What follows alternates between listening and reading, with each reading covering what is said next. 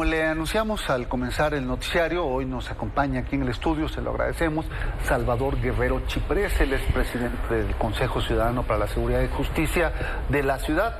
Y queremos hablar con él sobre el impacto en la salud que sufren las y los niños influencers, la niñez que trabaja, las infancias en la ciudad y sobre todo las líneas de apoyo que tiene el Consejo, donde reciben pues denuncias, quejas, solicitudes de asesoría. Salvador, bienvenido, un gusto tenerte aquí. Encantado, Cecilia, Héctor, qué gusto, a la orden. Gracias, pues muchas dudas respecto a esto, porque hablábamos ayer un poco de la explotación al trabajo infantil, pero pues como hemos evolucionado en este mundo y como es una era también digital, pues ahora hay este nuevo modo de niños influencers. Así es, en principio hay que decir que según el New York Times y otras publicaciones estadounidenses, al menos 1 de cada 3 niños tiene como aspiración, como objetivo ideal, convertirse en un influencer. En youtuber o en youtuber o cualquier variación, tiktoker, y las variaciones que aparezcan que inventen los asiáticos o los estadounidenses o los rusos. En México se estima que la proporción es quizá la mitad de eso, pero es suficientemente grave como para pensar que además del desplazamiento delictivo acelerado en el mundo digital que hace vulnerables a los niños, ahora está precisamente estos modelos de representación de la propia identidad e inclusive de las mamás y de los papás que ven en eso una posibilidad de negocio que los separa en la lógica de algunas mamás y papás de la posibilidad de educarse y de cuidar su salud emocional y física. Y de hecho lo vemos, ¿no? Ya decía yo youtuber, pero tienes toda la razón, ya los niños no quieren ser youtuber, ahora quieren ser estrellas de TikTok y volverse parte de esta generación que encuentra en las redes sociales pues aspiración y todo, pero eso tiene sus lados oscuros, ¿no? Porque las familias se ven beneficiadas cuando tienen a un niño o a una niña que les trae ingresos por participar en estas campañas, pero al mismo tiempo pues pueden terminar siendo explotados, como decía Ceci. Así es, en principio debo decirte que atendí un caso el día de ayer de una mamá que tiene, digamos, un caso exitoso. Pertenece a una clase media acomodada, de una comunidad muy importante en términos empresariales, y su hija, de 4 hijos, es muy exitosa en redes sociales, pero sus otros 3 hijos no lo son. Entonces, solamente entre ellos, dentro de la propia familia, hay un sistema de competencia medio tóxico que implica la aprobación de una y la depreciación o descalificación por los propios integrantes de la familia, los menores de edad respecto de los otros 3. Y a nivel más general, sí existe, por supuesto, una preocupación en términos psicoemocionales, porque aquí tenemos temas de ansiedad, de angustia, de depresión y de depresión profunda. En otro caso que atendimos hace unos 15 días, hay un tema inclusive de cutting de alguno de los integrantes de la familia que no puede ser tan exitoso como lo son otros compañeros o compañeras de la escuela, ya no digo de la familia. Entonces aquí estamos enfrentando un tema psicoemocional que debe estar en primer lugar de la agenda pública en lo que se refiere al sistema de robustecimiento, de atención a los niños y las niñas, en el cual deben participar las mamás y los papás y no subordinarse a esta lógica de una nueva oferta de vida o de autoidentidad que implica estos riesgos. ¿Cómo poder, digamos, no sé, hacer un balance entre permitirle a los niños hacer lo que les gusta? Porque es como permitirle jugar fútbol, es como permitirle ir a actuar al teatro, clases de actuación o a lo mejor de matemáticas, si es lo que te gusta, pues termina siendo ya también una profesión que requiere habilidades y talento y que muchos niños sí la tienen. Debo decirte que escucho más esa pregunta de personas que están en los medios de comunicación, conductoras, periodistas, personas que están inclusive en la vida pública y política del país, que entre el promedio de las mamás y de los papás. Es decir, hay una especie de expectativa de que los hijos de ciertos estratos que están vinculados de alguna manera con los medios o con la vida pública se incorporen de una manera natural y aprobatoria y aprobada a ese sistema.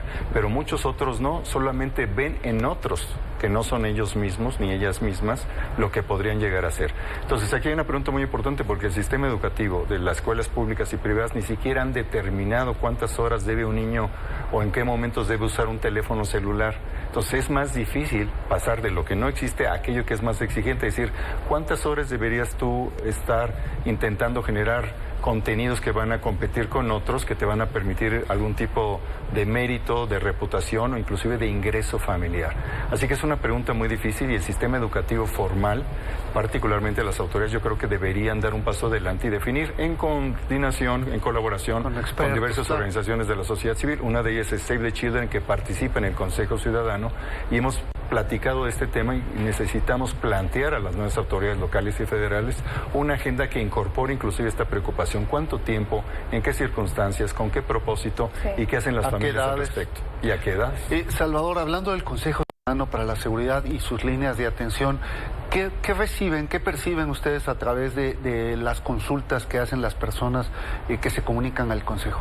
Bueno, en el caso de la infancia tenemos un tema de la presencia del trabajo ilegítimo, del trabajo ilegal, sobre todo en las calles. 1 de cada 3 casos de trabajo ilegal, es decir, antes de los 15 años, en donde se pone en riesgo, digamos, la integridad física y emocional de los niños y se les aleja de las escuelas, en esas circunstancias, 1 de cada 3 casos es con trabajo infantil ilegal en las calles. Tenemos reportes de todo el país que así indican que predomina ese riesgo. Respecto de eso, yo creo que se tiene que fortalecer la capacidad de inspección de las autoridades laborales, por supuesto del sistema del DIF, con el cual hay una relación muy dinámica del Consejo, y también de la escucha de las papás y los mamás que están reportando comportamientos distintos y nuevos que implican mayores riesgos para la infancia.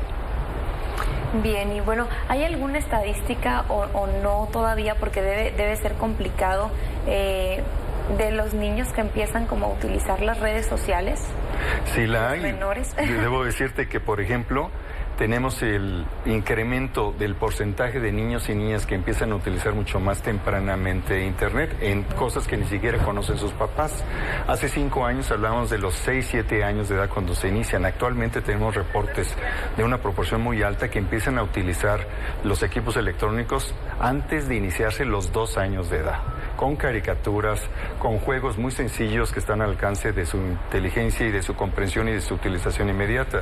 Así que estamos hablando de un territorio, un continente completamente nuevo respecto del cual los adultos tienen que plantearse algún sistema, digamos, de supervisión, de control y de acompañamiento, porque es una generación que ha adquirido esta habilidad. 5 años, en menos de 5 años se ha disminuido a 1/3 la edad en que ingresaban a utilizar de manera generalizada más de 4 horas diarias los sistemas y plataformas y la tecnología que les permite asociarse con el mundo digital.